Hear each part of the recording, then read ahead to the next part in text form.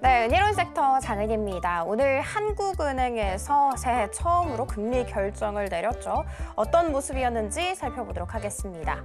일단 한국은행에서 결국 동결했습니다. 그러면서 기준금리 3%로 유지되는 모습이었고요.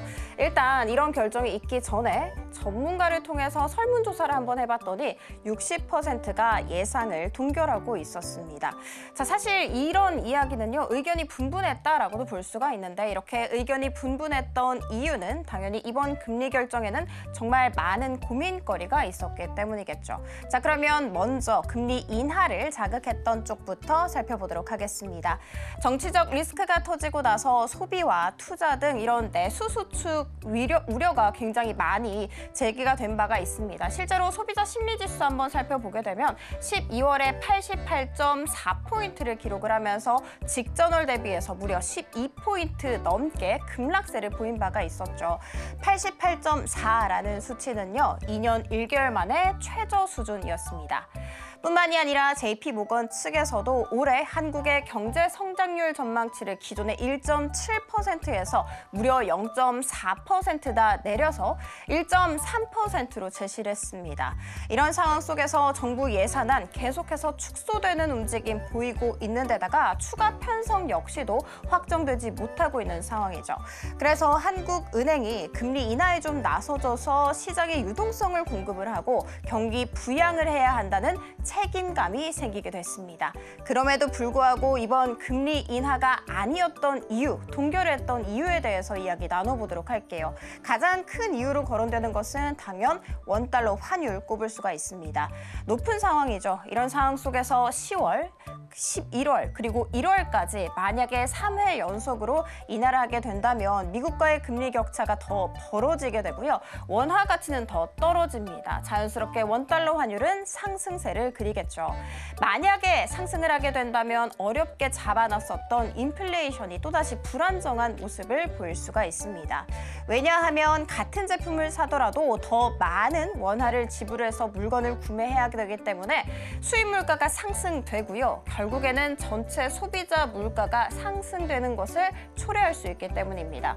뿐만이 아니라 미국의 연준 쪽에서 금리 인하 속도 조절을 하겠다라고 이야기를 했죠. 이 역시도 이번 동결에 한 몫을 한 것으로 전해졌습니다.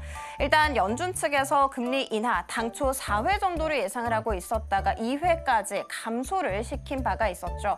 일각에서는 특히 뱅크 오브 아메리카라든지 도이치뱅크 등 이런 글로벌 IB 측에 있어서는 올해 금리 인하가 아예 없을 수도 있다라고 코멘트하기도 했습니다.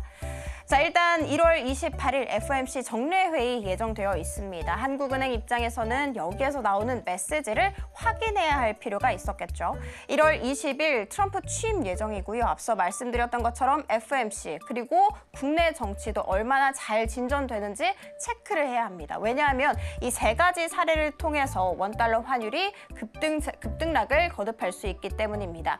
이 추이까지 다 확인을 하고 나서 이제 한국은행이 좀 금리 인하를 결정할 것이다라는 이야기 나오고 있습니다.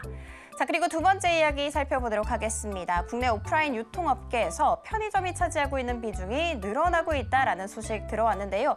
일단 유통업에서 차지하는 매출 비중 한번 살펴봤더니 2024년 상반기까지만 하더라도 백화점이 16.6%, 편의점 같은 경우에는 16%를 차지하는 상황이 연출이 됐습니다. 그런데 2024년 10월 기준으로 살펴봤더니 편의점이 17.8%, 백화점이 17.2%를 기록하면서 편의점이 백화점을 앞서게 됐죠.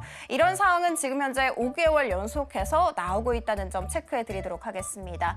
이와 같은 이야기 속에 그동안 증시에서 많이 소외를 받고 있었던 편의점주에 관심이 쏠리고 있고요. 증권가 역시도 긍정적으로 바라봐도 좋다라고 이야기하고 있습니다. 왜냐하면 수요가 증가되면서 실적 개선이 이뤄질 것이고 그동안 주가 하락이 깊었기 때문에 밸류에이션 매력도 역시도 올라가는 낮기 때문이라고 보고 있습니다. 뿐만이 아니라 편의점 업계 해외 진출에도 속도를 잘 내고 있는 상황이죠. GS 리테일 같은 경우에는 2024년 수출 실적 살펴봤더니 900만 달러를 돌파한 상황이었고요. K 콘텐츠가 열풍을 함에 따라서 넷플릭스 제휴 상품이 그 안에서도 200만 달러의 수출 성과를 기록했다라고 밝히기도 했습니다. GS 리테일 같은 경우에는 올해 수출 1,000만 달러 달성할 것이다라는 목표를 내놓기도 했습니다. 자, 그리고 BJF 리테일의 편의점 CU 한번 살펴보도록 할게요. 2023년 기준으로 수출액 800만 달러를 돌파하는 데 성공을 했고요.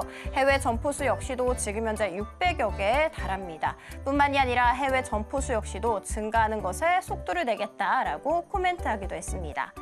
한국의 편의점 해외 진출 이제 시작 단계라고 봐도 좋습니다. 왜냐하면 전체 매출 비중에서 해외 매출이 차지하고 있는 비중이 평균적으로 4%에 불과하기 때문이죠. 업계에서는 해외 진출국 다변화가 필요한 상황이다라고 이야기하고 있습니다. 지금 현재는 몽골을 중심으로 해서 베트남, 말레이시아, 싱가포르 등 아시아 국가에 밀집되어 있는 상황이라는 점 체크해드리도록 하겠습니다. 국내 테마 탑3 들어가 보도록 할게요. 양자 암호입니다. 마이크로소프트 측에서 양자 컴퓨팅 시대에 대비를 해야 한다라고 블로그에 글을 또 게시를 했었죠. 이 같은 소식 속에 오늘 미국 시장에서 아이온큐는 33% 넘게, 리게트 컴퓨팅 같은 경우에도 22% 넘게, 퀀텀 컴퓨팅 같은 경우에는 무려 55% 넘게 강한 슈팅 나오기도 했습니다. 이와 같은 이야기 속에 오늘 한국 첨단 소재 같은 경우에는 장중한 때 29% 이상의 슈팅 나오기도 했고요. 아이윈 플러스 역시도 20% 이상의 강한 상승 탄력 붙고 있습니다.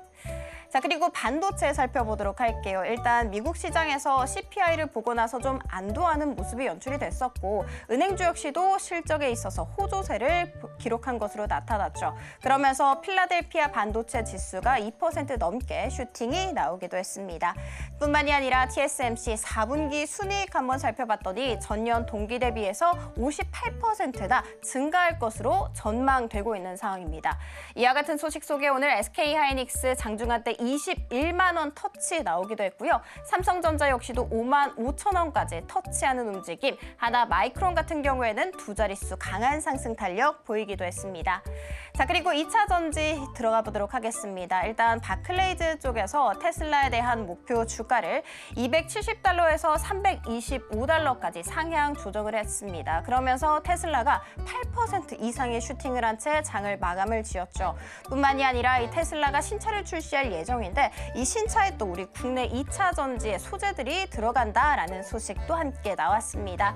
일단 우리 국내 정부에서는 2차 전지 정책 금융과 관련해서 작년 대비해서 30% 더 증액할 것이다. 이런 여러 가지 상승 재료가 모이기 시작하면서 AFW 같은 경우에는 지금 현재 2거래일 연속해서 상한가 터치하는 움직임 나오고 있고요. 한빛 레이저 역시도 두 자릿수 강한 상승 탄력, 에코프로비엔 같은 경우에는 오늘 장중한 때 5% 이상의 슈팅이 나오긴 했습니다만 현재는 음봉 전환했다는 점 체크해 드리도록 하겠습니다.